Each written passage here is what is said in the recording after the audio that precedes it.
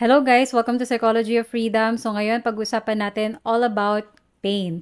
And the reason why I want to talk about pain is because we have a very dysfunctional relationship with pain. Wala tayong good relationship with pain. Hindi siya integrated sa buhay natin. And mapapansin natin yan on how we handle pain. Diba? We try to suppress, we try to numb, we try to distract ourselves. Diba? We do everything just so we can avoid pain. And even yung sa mga nagre-reach out sa akin, common theme yan. Paano ko maiiwasan tong pain na to? Paano ko masa-stop tong pain na to? Or paano hindi ko to mararamdaman in the future? 'Di ba? We're so afraid of pain. And it's understandable kasi nga naman, 'di ba? Pain is painful, 'di ba? Pero the problem is not the pain. It's actually our attitude towards pain that is the problem. Wala tayong tools on how we can use pain for growth. So this time, let's reframe how we look at pain. So, let's start with, bakit nga ba ganito yung attitude natin towards pain? Saan to nanggaling? We have two sources.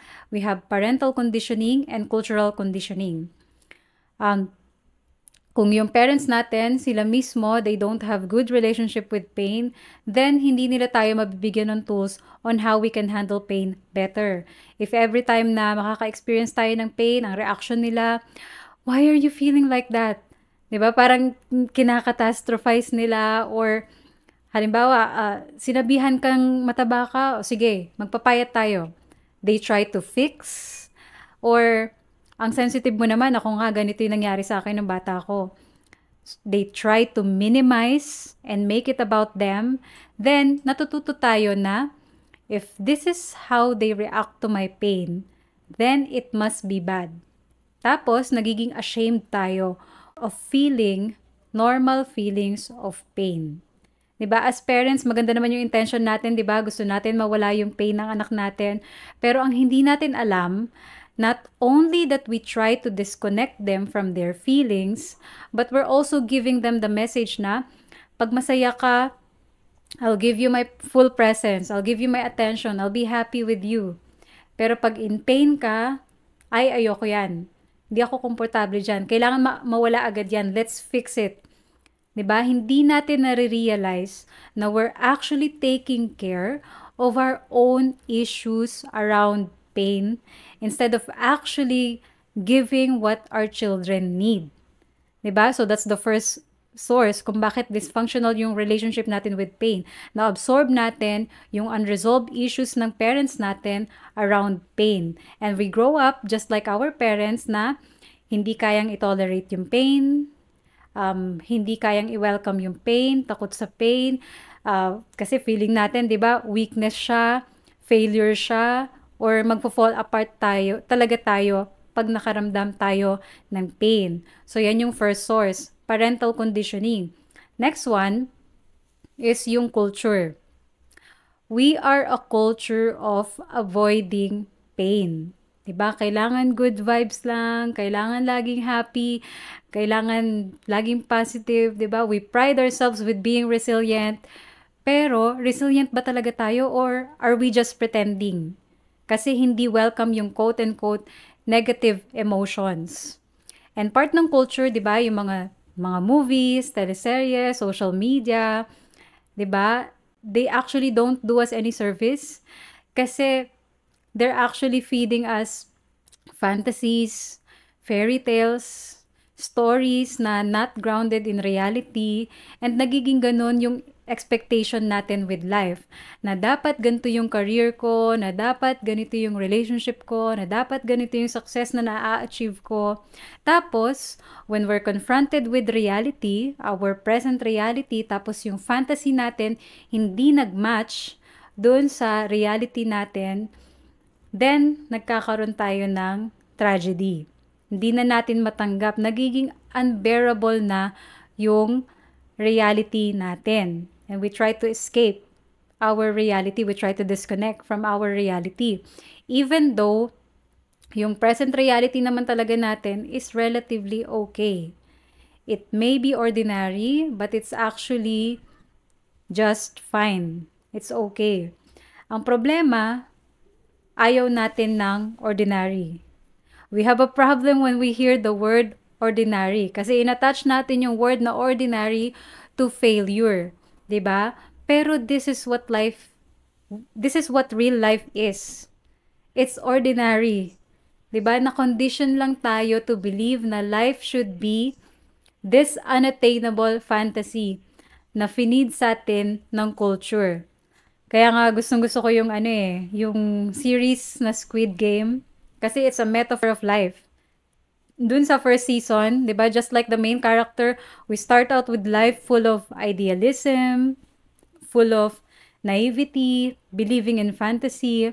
Then dun sa season 2, just like the main character, when we are confronted with reality and the true nature of life, 'di ba? We resist, we fight back. Then dun sa season 3, 'di ba, pinakita na nag-fail siya.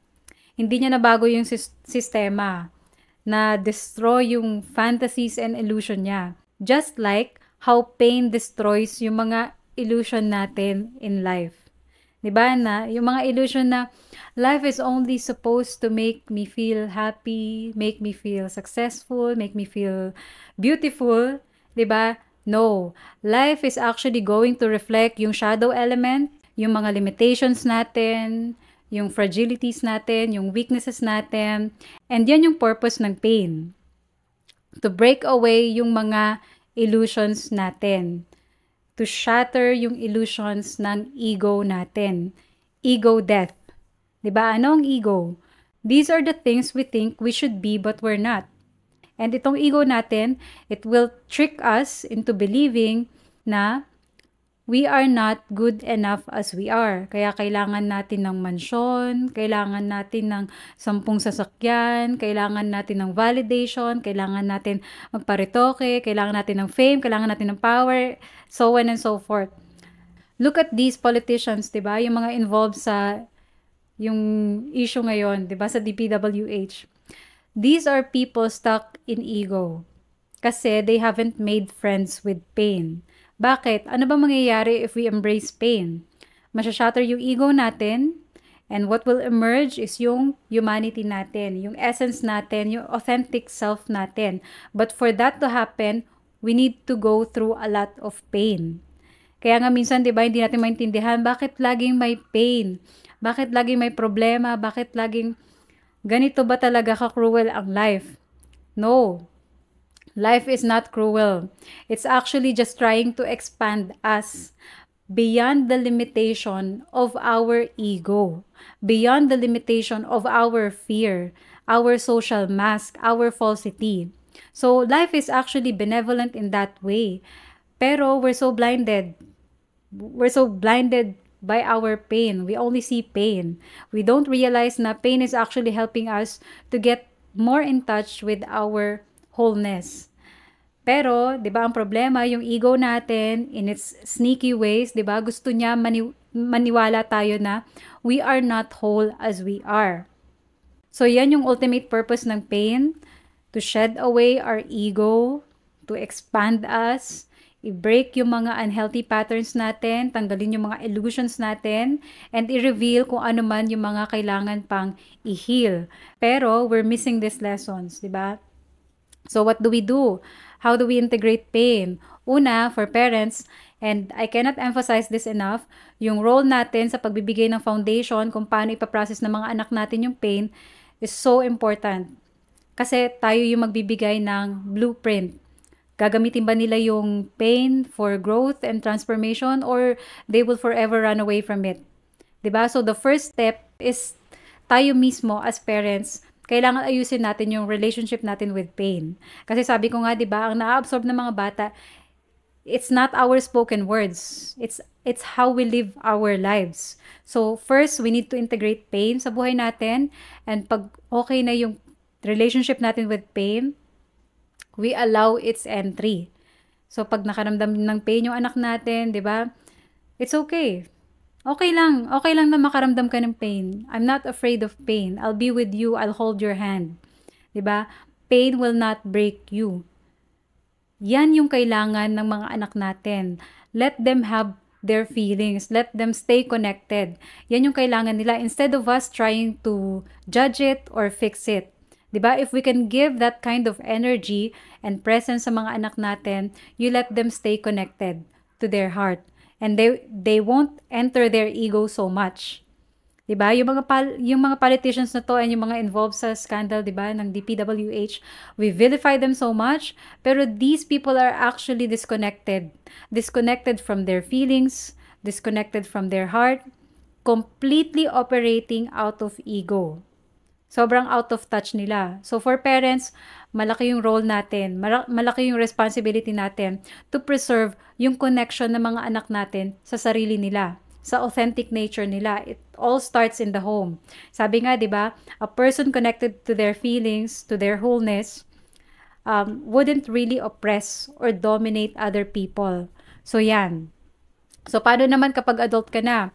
You're already conditioned by cultural and parental unconsciousness. How do you break away? Paano mo ma-integrate yung pain? Una, you allow pain. You don't resist.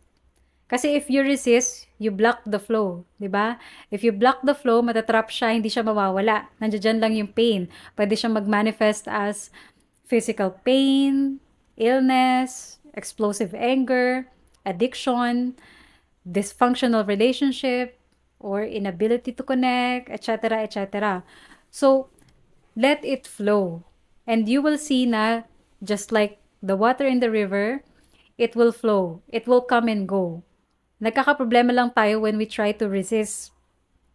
Pangalawa, don't make up stories about it. 'Di ba? Yes, pain is painful, but you don't have to tell yourself stories about it. Halimbawa, hindi ka naging successful sa job na to. I-process mo lang yung pain. You don't have to make up stories na tulad ng hindi na ako magiging successful or tingin nila sa akin wala na akong kwenta, I will never be good enough, patapon na yung buhay ko, 'di ba? Pain is painful, pero it's the stories we tell ourselves that makes it unbearable. 'Di ba? So stay with the pain. Stay with the pain and watch kung paano yung monkey mind mo will try to spiral you down. Will want to make you spiral down. 'Di ba? So don't make up stories about it. Let pain just be pain. Pangatlo, you give it full presence. 'Di ba? Allow mo yung sarili mo to feel the depths of your pain. There's no shame in feeling pain. It's natural. It's a natural human experience. It's inevitable. 'Di ba? So, you can cry, you can weep, even for a whole day. 'Di ba? No matter how long it takes. Kaya lang naman tayo nagre-resist sa pain kasi feeling natin magiging permanent siya. 'Di ba? And na-absorb natin yung anxious energy ng parents natin towards pain na para bang doom and gloom. 'Di ba? Masyadong nakakatastrophize. We make it bigger than it actually is. But pain is just pain. So, give it full presence, stay with the feeling, and watch how it transforms to strength, to resilience, to wisdom. 'Di ba? Pain yung source natin ng wisdom. Dito lang natin makukuha yung sarili nating wisdom na hindi natin makukuha kahit saan. Through our own active participation with life. So, ayan, if we're ready to enter yung more expanded, more evolved, more whole version of ourselves, then kailangan natin i-welcome yung pain. So, ayun lang. Sana may napulot kayo. Thank you so much for listening and watching. See you sa next video.